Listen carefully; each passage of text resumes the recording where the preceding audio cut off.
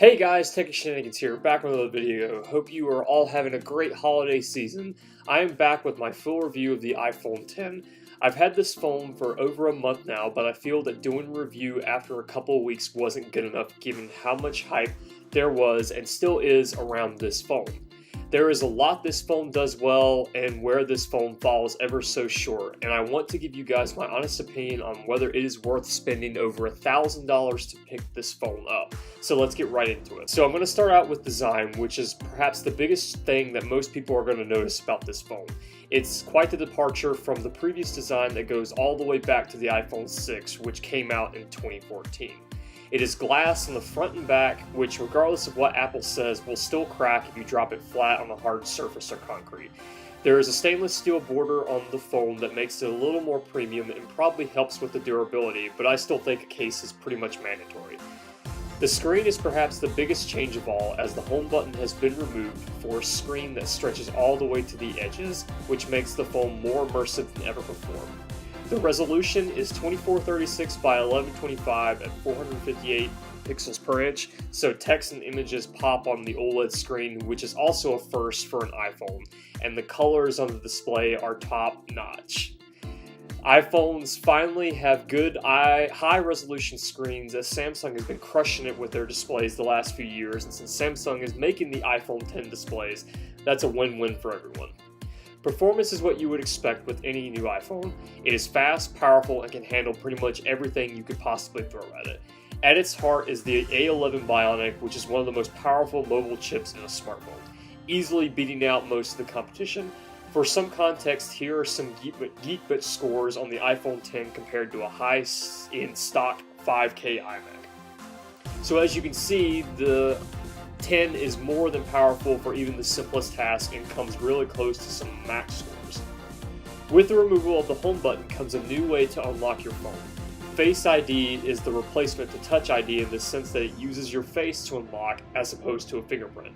While the tech behind Face ID is impressive, I still believe a fingerprint sensor is more reliable and easier for unlocking the phone since you don't have to be looking at the phone every time to unlock it.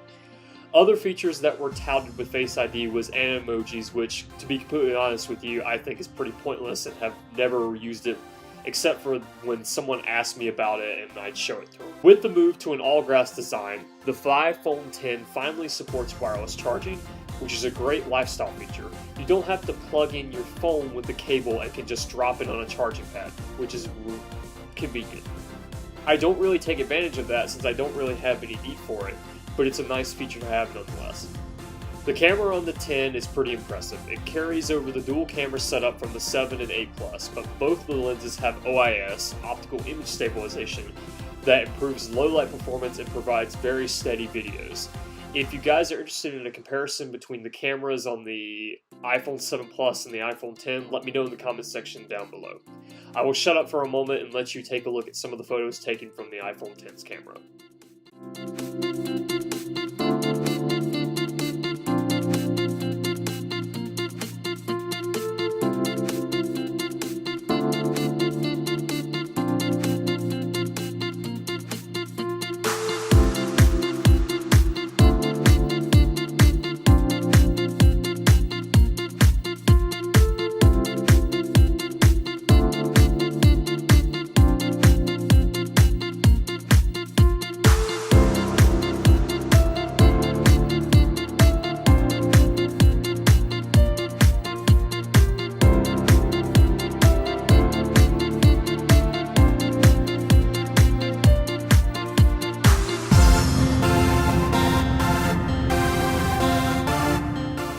The front camera has the ability to use the portrait feature the rear cameras have, but it's not as dependable as the rear cameras, but those should improve with time and software updates.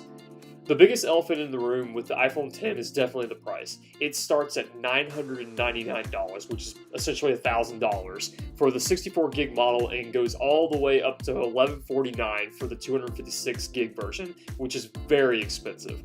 It only comes in silver and space gray colors. Most people probably are not going to buy the phone outright and will just get it through their carrier through an installment plan, but it's still pretty ridiculous that it costs that much money, not adding the extra cost of getting a case and screen protector to keep the phone looking pristine. which drives the cost up even further. So given all of this, do I think the iPhone X is worth getting? Well, it's a nice phone and it has some great features such as the camera and the all-screen design, but I don't think it's worth spending over $1,000 when you can easily get an 8 or an 8 Plus that has about 90% of the same features for less money. Those phones might have a stale design, but you are still getting a capable phone with the performance and camera that will last you a very long time. If you are someone who lives on the bleeding edge of tech, then the iPhone X will be a great phone to pick up. But I feel that the iPhone 8 and 8 Plus will provide a better overall experience, notch or otherwise. If you have any questions, comments, or concerns, feel free to leave them in the comment section down below. I do read all the comments and try to respond as quickly as I can. If you enjoyed what you see, feel free to leave a like and subscribe for future videos. Thank you very much for watching. This is techyShenanigans. Hope you have a good day and Happy New Year.